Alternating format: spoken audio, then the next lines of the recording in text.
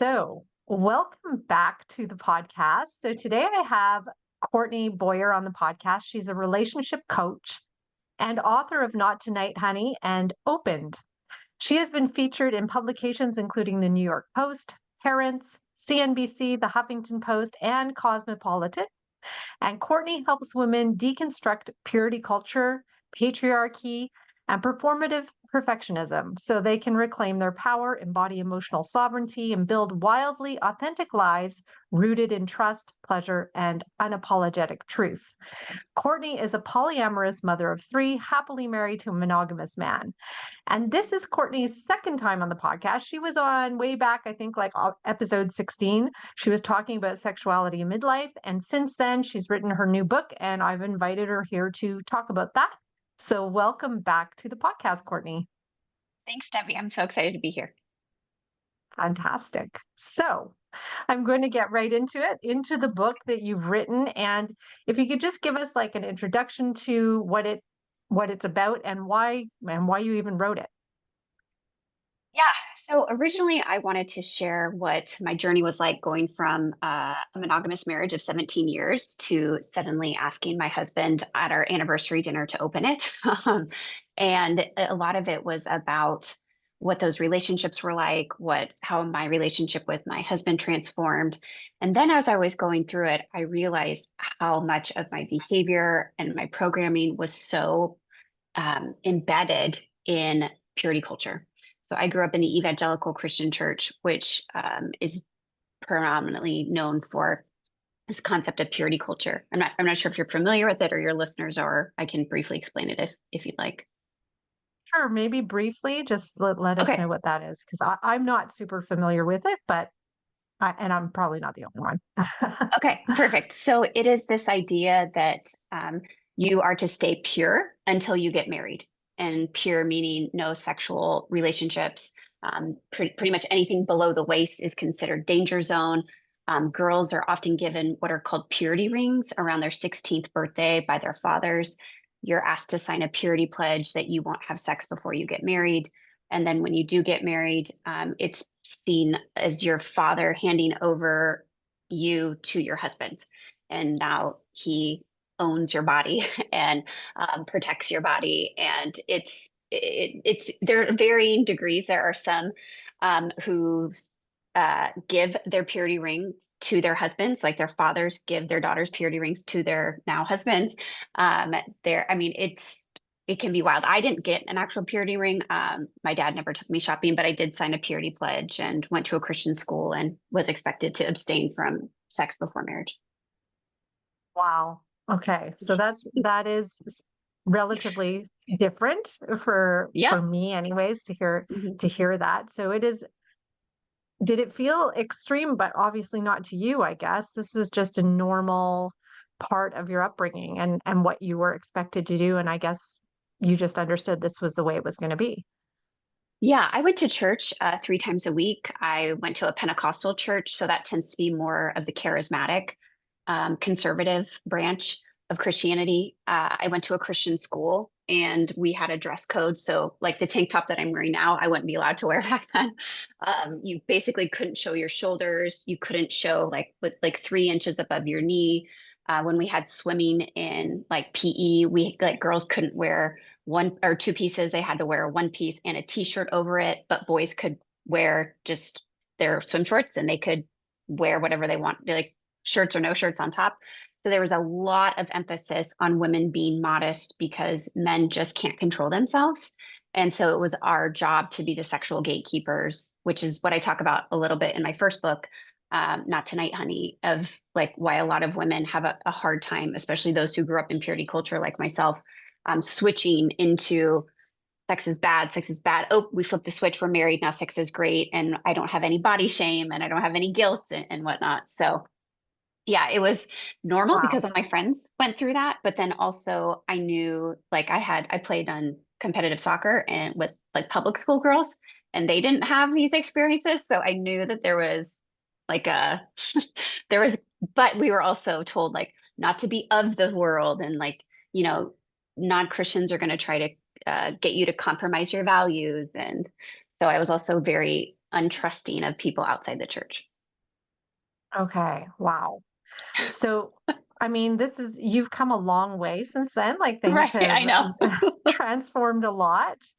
And I guess that transformation happened after you were married, I Yes. suppose, right? Yes. So Yeah. it sounds like, based on what I read in your bio and what I've talked to you about, I mean, your views started to change over time. And Correct. Yeah. so, and which is, I guess, behind why you wrote this book. So tell us a little bit about that and how that happened. So I got married at 22 because my I couldn't follow my husband to medical school if we weren't married, and so because living together outside of marriage was like super sinful and bad. So we got married. He was 21, I was 22, and we both wanted to pursue higher education. And I went and got my graduate degree in human sexuality, and I was by far the most conservative, vanilla, plain, person, boring person there. That was the first time I'd really been exposed to people who lived outside of traditional heteronormative, not or heteronormative monogamy.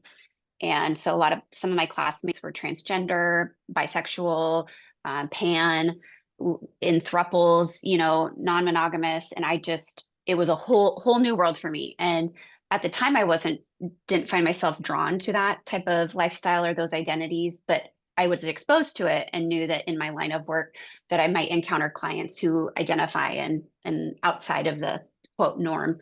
And so that's really when I started to consider like, oh, there's other ways of living and they're happy. And maybe this whole Disney princess facade or script that we've been handed isn't exactly how it's supposed to be or could be or whatever. Okay. And so I find it interesting because you did come from this culture. Why did you go into human sexuality in the first place? Like what drove you Yeah. to do that? So my dad was an expert in child sexual abuse investigations. So I started working for him when I was a teenager, and was exposed to a lot of really not appropriate things for a teenager.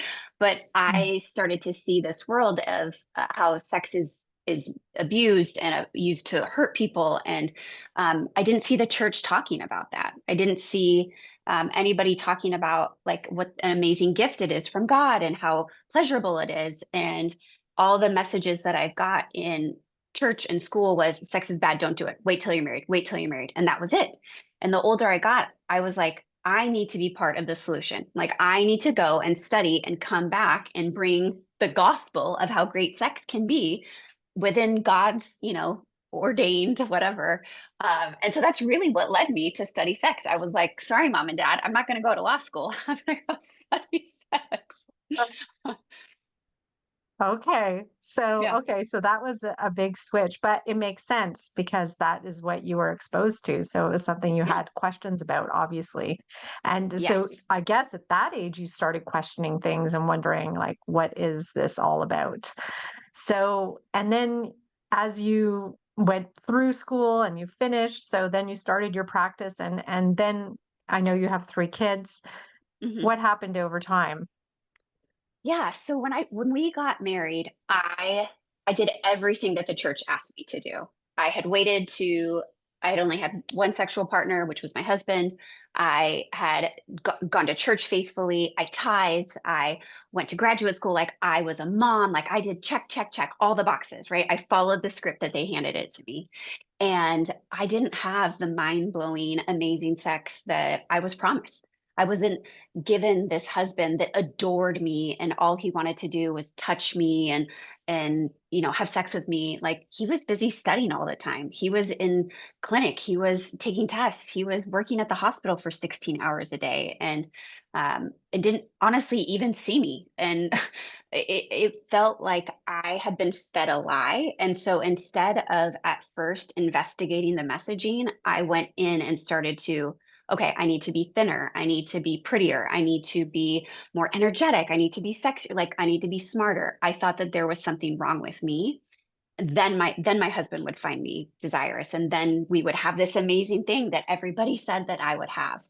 And so on the outside looking in, we looked like this beautiful, successful family. And we did in some respects have a lot of very wonderful things, but we had sex like once every 2 to 3 weeks. Which for some people that's great. For me, it wasn't great. I wanted it much more frequently. And um, it just wasn't this orgasmic and like fireworks, passionate thing that I was promised and that I had seen in, movies and seen in other people. And a lot of my friends had talked about these, incredible experiences that they had had. And I was like, okay, I mean, it's good, like, but, it's not like amazing. And I just found myself starting to be really resentful of the life that I had created.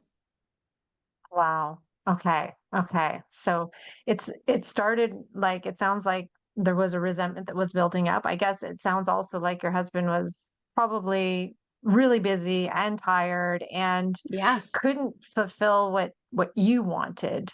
absolutely. And so what did you end up doing after that when you realized that was So the case? yeah, so I mean, this was like years. And, as a trained therapist, I was like, hey, can we like go to therapy? Like, can we journal? Can we read this book together? And he was like, no, I'm not interested. I'm not interested. And he was really emotionally shut off.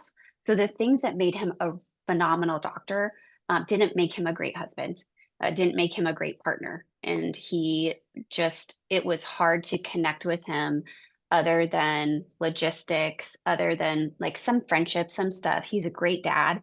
But I just felt like there, like I couldn't connect with him the way that I felt like I should or wanted to. And so I kept kind of like pestering him, like, please, like, can we go do these things? Can we connect? Can we do date nights? I mean, we do date nights like once a year, like we do like away trips, and we didn't really have a whole lot of money because med school and residency and, we've got 3 little kids and um, we're in the military. I mean, it's just, and so we did like away trips maybe once every 2 or 3 years overnights, and we would just argue the whole time because I was like, oh, now we can connect and have sex, and he's like, I just want to sleep. Like I don't want to go out. I just want to like sleep. And I took it so personally. And so by the time we had hit our 17-year wedding anniversary, I just was like, I can't do this anymore. Like I feel like I'm dying inside. Wow. Okay. So that's a Yeah. real crossroads to come to because, you Yeah. have so much invested in this Oh, relationship and yeah, to absolutely. feel and you have, 3 kids and, what do you do? Like do you leave Yeah. or yeah. So what did you decide to do? So I put all my clinical hats on and I thought, okay, what would I tell a client? Like if there was a client that came to me and she said, "Man, I love hiking and my husband hates it." I would tell her, just like anybody, what they didn't even need to have a degree in therapy, would tell them, go find a hiking partner. Like go hike with somebody else. And so I thought, okay, like he's not able to meet my sexual or emotional needs. We could open the marriage. We can enter into this non-monogamy thing. I know he's not really interested in it. We had discussed it in general about being attracted to other people. So it wasn't like we weren't open to the idea that I could be attracted or he could be attracted to somebody else. But nobody had ever actually seriously propositioned or brought it, to the table. And I just thought, this is my solution. This is my salvation. I will be able to keep my family together. I'll be able to go to work, do his stuff. He won't have to worry about journaling or going to therapy with me. I'll get my needs met. I'll come home and be happy, and we'll just keep on keeping on. um, yeah. So that was my plan. Okay, so it sounded like a perfect solution for you. Yeah. And so how do you even broach that, subject? hmm Like how do you even have that conversation around that? Yeah, so I had been working with a coach and I had been talking with her and I was like, I think I'm non-monogamous. And looking back over, my teenhood and my young adulthood, I there were moments that I was like, I realized the polyamorousness in me, but that was so foreign. That was so not on the menu. Like I didn't even know. how to navigate those feelings. And so I just repress them and we just, move on and we're the perfect Christian girl. And so I had these feelings kind of bubbling in me for several months. And we were just at our anniversary dinner and I could feel like I wanted to crawl out of my skin. Like it was just so I just had to get it out. And so the first thing that popped into my head was, what if we had a threesome? And he was like, Okay. wait, what? What did you say? And this is actually the opening scene of the book Opened that comes out in October, and is me propositioning him for a threesome, even though I didn't want one. I didn't want one. That was not what I wanted at all. But I had no idea how to bring it up.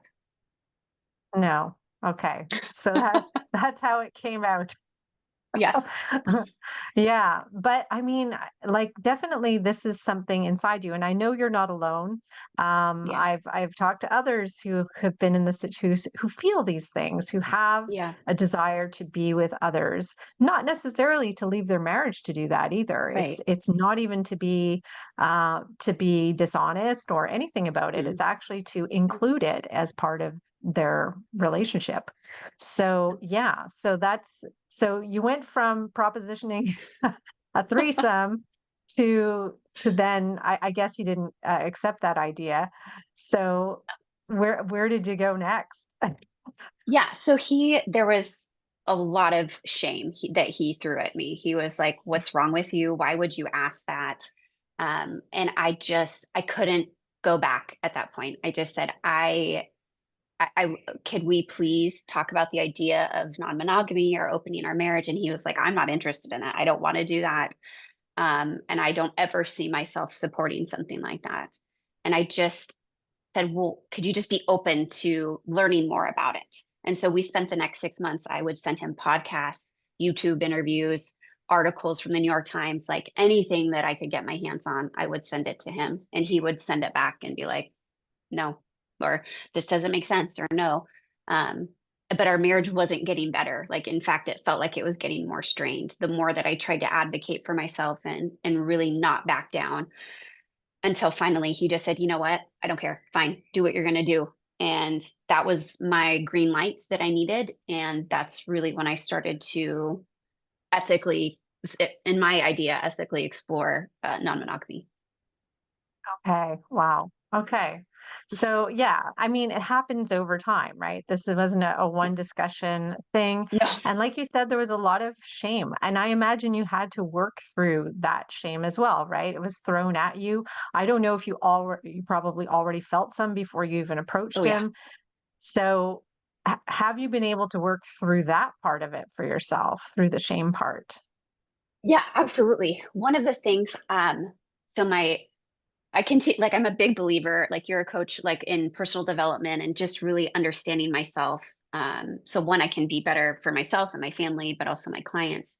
So I started working with another coach, and she said, "What was that feeling that you had inside of you besides shame?"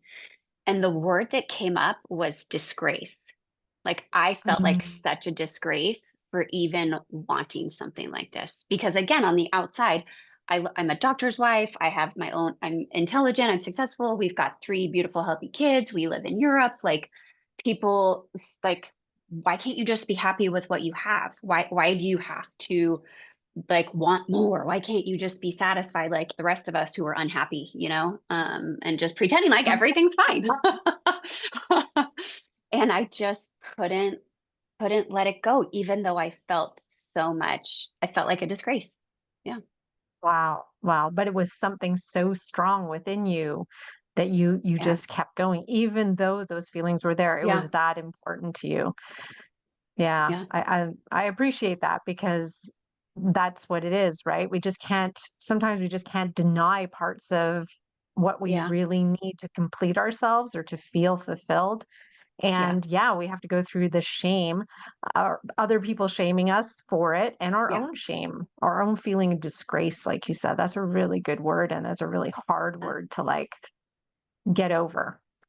Yeah. Yeah. It was a lot of, I mean, it took me a couple of years. And really, it wasn't until I wrote the book. And holy cow, if you ever want a soul searching, a memoir, right? Like write your story. Because oh my gosh, I was like, oh, I've dealt with that stuff.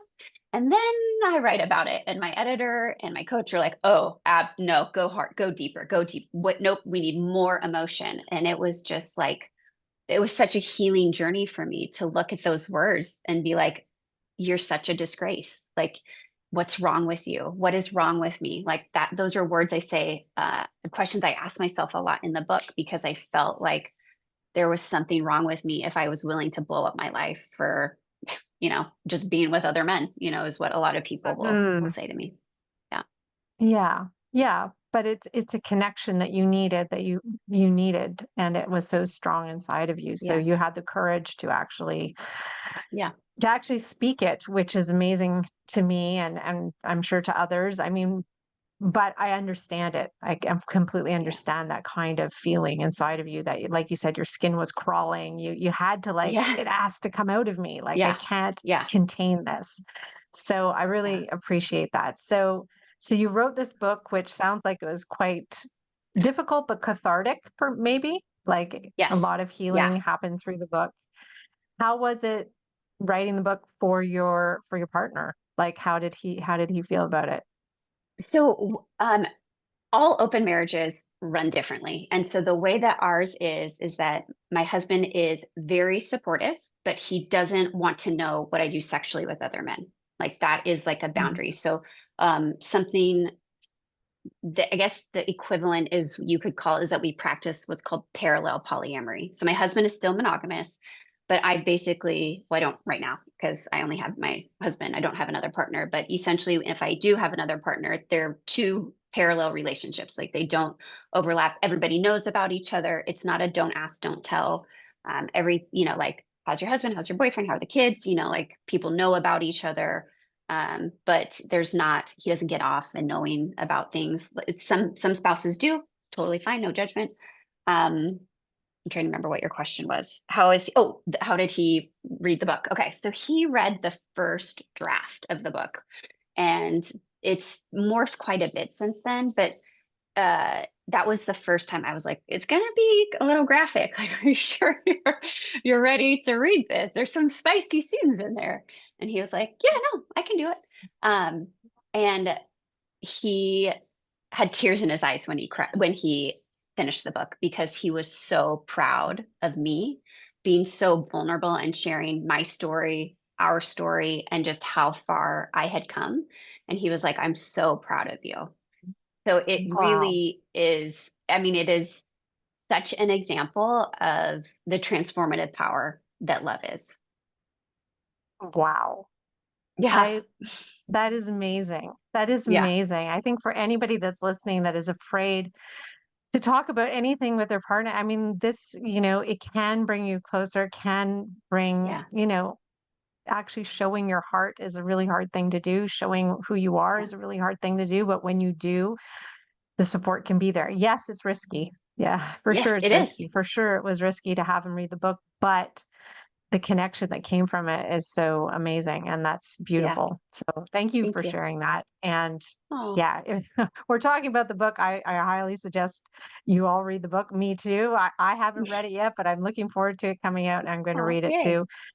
So this has kind of led to kind of a sexual renaissance for you, a sexual freedom for you, empowerment. Yeah. I mean, there's a lot of words I guess you could use. So Yeah. uh, is this how do you define sexual freedom for yourself and for anyone else that you would talk to? Yeah. It's just the ability to choose that which aligns with your values and your vision for your future, or just your vision for right now. It's really about creating a sexual ethic that feels powerful, that feels like juicy and good, and that can look like celibacy, that can look like polyamory, that can look like monogamy. It's funny, sometimes people, it's usually men, are afraid that I'm trying to like convert their wives, to polyamory or whatever, and really my intentions are far more sinister. Like I want these women to be so connected with who they are that they feel empowered to create the kind of life that lights them up. And Mm. that supersedes monogamy, non-monogamy, all of those things. Yeah. Yeah. Just, you want to empower them to be in their own power, Yeah. sexually especially. And so how can we do that for ourselves? How can Yeah. we empower ourselves sexually? Well, one, I would say, why have you not done it yet? And that may seem like well, duh, I don't know why. Okay, well, maybe I do. So giving ourselves the permission to start to look back to see what's prevented us from being connected to that part of us, from a place of curiosity, not out of judgment. Like I look back when I was writing my memoir and I was like, oh, wow, that was not a good choice, or that was okay. Now I see why we did that. But I really had to give myself so much compassion because the woman I am now is not the woman who was experiencing whatever that was. Or I was playing by the rules or wanting to be accepted or wanting to be loved. And I felt like if I did it this way, then that would guarantee me love and acceptance. And that's what really prevents a lot of women from connecting with themselves. So trying to identify where along the path that happened and then giving yourself permission or working with somebody who gives you permission. I can't tell you how many like permission slips I write to people who I'm just like, here you go. You may pursue pleasure. Like you may be connected to whatever it is that you want to be. Here is your freedom permission slip because so often that's powerful for a lot of people to choose to have freedom. That feels really scary and feels very heavy. And so if you can have maybe somebody share that load with you by hiring a professional to do that, I think that that's a great way to do that. Yeah, and as a coach too, I get a lot of that, and being coached myself, Yeah. just being able to have somebody to exchange that with, because yeah, you can talk about things that maybe feel a little different or shameful, maybe even, Mm, yeah. and even like I was saying, I had a client too that came to me, who it came, through our conversation, she realized she was polyamorous, and so Mm, hmm. that's why you came to mind, and I sort of Yeah. sent her to your material. So, I mean, yes, it's great to have somebody to talk to because when you talk about it, it's out there and you hear it and you Yeah. realize who you are, what you've been through, and what you really want. And I think that's so important to have a person to talk to or a journal if you can be really open Yeah. with yourself and writing it. But really important to get it out of your head and see what's there. But Yeah. okay. So, I mean, that's a really good place to begin. And then how do we, when we do know who we are, when we feel Mhm. like we know who we are and what we know what we want, how do we even ask for it? Like you, it was over time that you did this. Like you Yeah. did say one thing, but it wasn't what you really wanted, but you Right. started the conversation, right? So Yeah. how do we start that conversation? How do we advocate for ourselves and for what we want sexually? Oh gosh, I think the first thing is really believing that you deserve whatever it is that you desire. I truly believe that our desires are doorways to our destiny, and that sounds like really cliche and alliterated and everything. But so my husband is an avid runner. His desire is to get up at 4 a.m. and like run a 10K every day. I do not have that desire. I don't know if I will ever have that desire, but that makes him feel so connected to who he is, his body, like his self-confidence. That's fantastic. That's not a bad desire, even if that desire is conflicting with maybe something I want to do. Maybe I want to spend time with him in the morning and have coffee and or have sex with him, whatever. So really giving ourselves permission to connect with those desires and see them for the doorway that they are instead of a distraction. So often we see desires as bad. Again, growing up in the church, your human nature is sinful, it's going to lead you from God. I don't think that's true at all. I think that that's really just a way for us to disconnect from our internal power and who we truly are and realize that we don't need an external source to give us permission.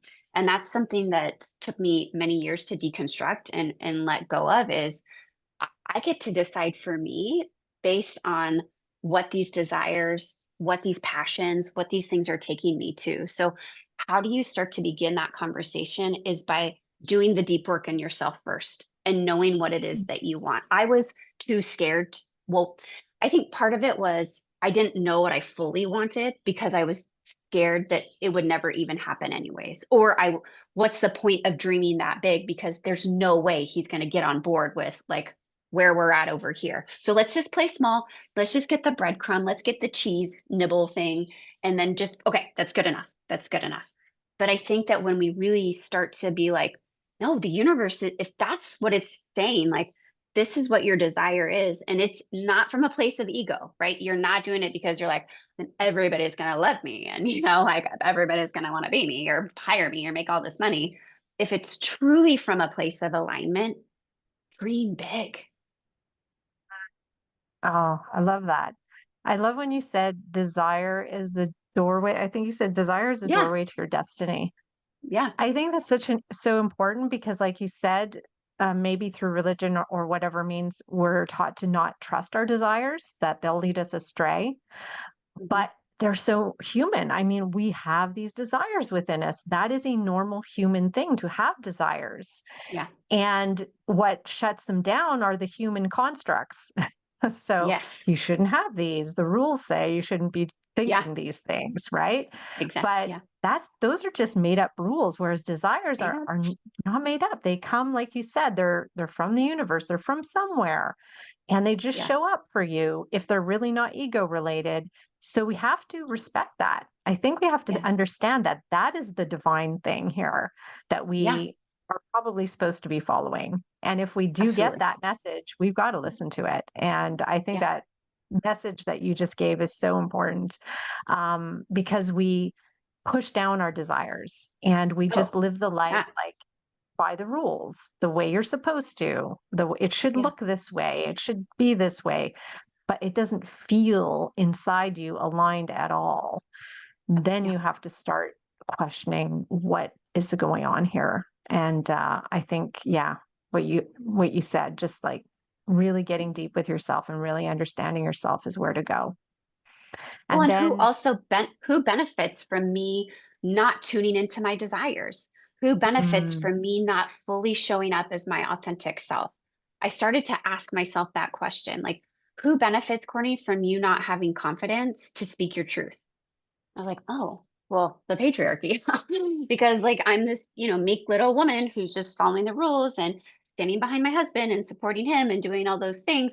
If I start talking about my truth and creating a life that feels expansive and pleasure filled and joyful, and like that's going to make a lot of people uncomfortable. Like, hmm, I think that I see who benefits from me staying in my little box and staying in my lane. wow. Okay. So we do it Mm. so we don't make others uncomfortable, right? Oh, We're going to be slightly uncomfortable, but we're really concerned about others' comfort. And I think that I don't know if it's just women, but I just feel like it is such a female trait that a lot of us share is not wanting to make anybody feel uncomfortable, not wanting to rock the boat. oh yeah, So just living a life that's very meek and mild so that we yeah. don't make anybody uncomfortable. Wow. Yeah. It's terrible It that is. I know. that That's we've the grown up this way. Yeah. It really is. yeah. We've denied so much of ourselves just to make everybody else feel okay in our Yeah. presence. Yeah. Yeah, and that just I mean, there are so many amazing women that I have seen just, like, slowly die, like, mentally, not, like, actual death, but, like, their soul, their spirit just erodes because they just were like, "Well, this is my life, like, I'm just gonna be the helper, and my husband doesn't want me." Like, led a women's retreat in Paris, a couple weeks ago, and it was all focused on pleasure, not like orgy pleasure, but just like connecting with your body, like things that bring you joy, like so much laughter. We went to Moulin Rouge and we had a picnic at the Eiffel Tower, and it was just like an intentional girls' trip. And there were so many women who applied for that trip and who didn't end up going because their husbands didn't want them to. And I get it, right? Mm, Like if you are in a position and you're afraid that your wife becomes sexually empowered or just empowered in general, like that's going to be an inconvenience for you. Like she's going to start to advocate for her own needs and her own desires, and they're probably going to become in conflict. I just saw this People magazine article. I think it was about this woman who took a 12-hour shift on Father's Day as a way to get back at her husband because he ended up playing a whole like round of golf on Mother's Day and left her with the kids. And I was like, interesting that that like was her retaliation of, I'm going to take my power back and I'm going to go work on your special day because you didn't honor me on mine. Anyways, but yeah. Yes.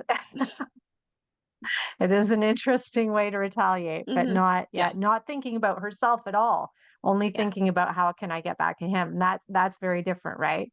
It's like we Yes, want to do this to honor ourselves, not because we feel resentful or angry or exactly. anything else, not to spite someone. 100%. Yes. That is so good. So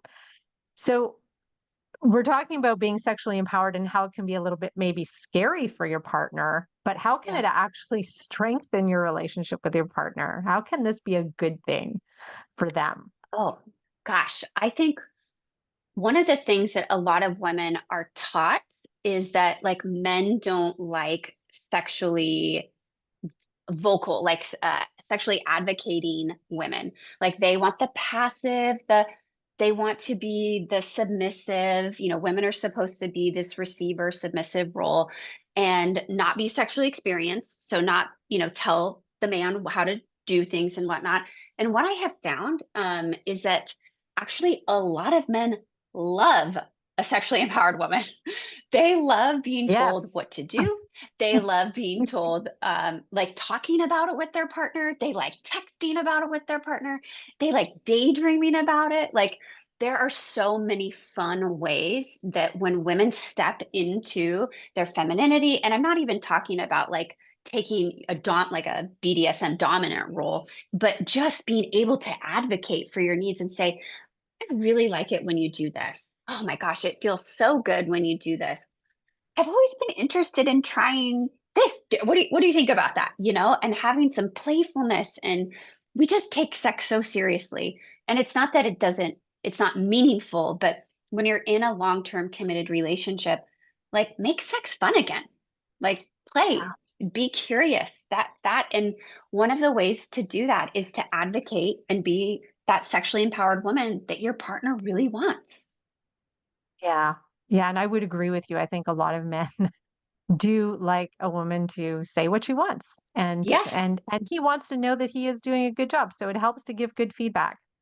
Yes, 100%. So there's that too for sure. So Hmm. I really appreciate, I really agree with that. I think too what you're saying, that's especially if in your long-term relationship, sex can get very boring, repetitive. Hmm. Just you fall into this slump and that's just what sex is. And then you don't want to have it anymore because you think sex is Yeah. boring.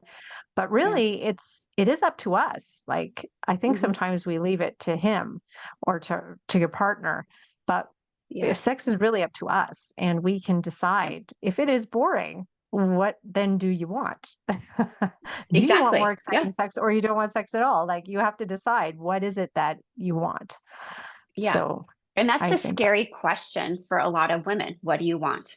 Because we mhm. have been conditioned to self abandon at such a young age that we're not encouraged to be like, what do you really want, honey? Right? Like, I don't think anybody ever asked me that growing up. They're like, this is what you need to do. This is what we expect you to do. This is what you should do. But no, like being in connection with the things that you desire.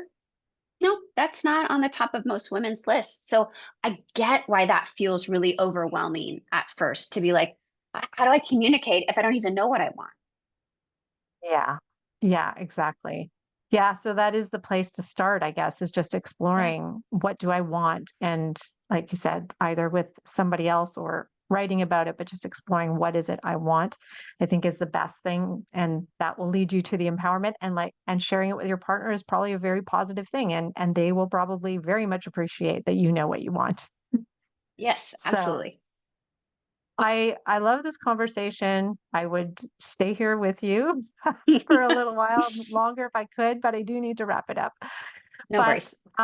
so I might have asked you this in the last time, but I'm going to ask you again anyways, because maybe it changed. But what's the best Okay. part of getting older, in your opinion, for you? I would say oh man, there's two things that popped into my head. One is like caring less about what others think. And then the second is just having a confidence in who I am. I spent so much of my life trying to be what other people wanted me to be or thought I should like am I doing it right? Like oh my gosh, I can't even tell you how many times I asked that question in my life. Is this right? Is this okay? I don't ever Right. ask that anymore. And that's like the best feeling. Wow. S- Yeah. So is it because you get this, you now trust and know, you get a Mm. knowing inside yourself and you trust that in yourself? I guess is that Yes. why? I worked really hard to reconnect with myself because again, growing up in religion, I demand religion, they tell you and they are instructing you and you are so disconnected from who you are and your body is seen as sinful and awful and kind of gross and so I have really worked hard to befriend my body, to reconnect with my body, to trust my intuition and know that that's a gift. And Mm. yeah, I really like that you recognize that as an increase in self trust. I don't think I would have used that word, so thank you for saying that. Okay. Okay. Well, thank you. Yeah, Thank you. That was a good yeah, answer. yeah. Um, okay. So if the women in my audience want to connect with you and they want to get your Yeah. book, and I just want to ask you about the title. It's called Opened, right? Yes. What does it what does it come from? I mean, I have ideas in my head, but I'm just curious for you. What do you mean by opened? So when I was thinking about the book and like what to call it and stuff, the image that came into my mind was an opened bird cage. And so the cover is this golden that's open, a golden bird cage that is open. And I, it's kind of a play on words, right? I'm in an open marriage. And then, like I opened, I mean, it's just so many things. I opened my heart to s- people and sharing my story, my marriage, like my husband, his heart opened to me and I mean, to see his journey in the book is fantastic. And just like the freedom of being in an open space and no longer having to be caged anymore is also, yeah.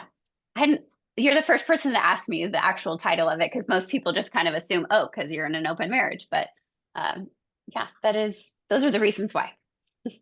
Okay. I love it that there's so many reasons why. Yeah, Like it yeah. does, that one word can signify so many different things for you. So that's powerful. Okay. So when exactly does the book come out and where can we get it? And yeah, how do we connect with you? So give me all that info.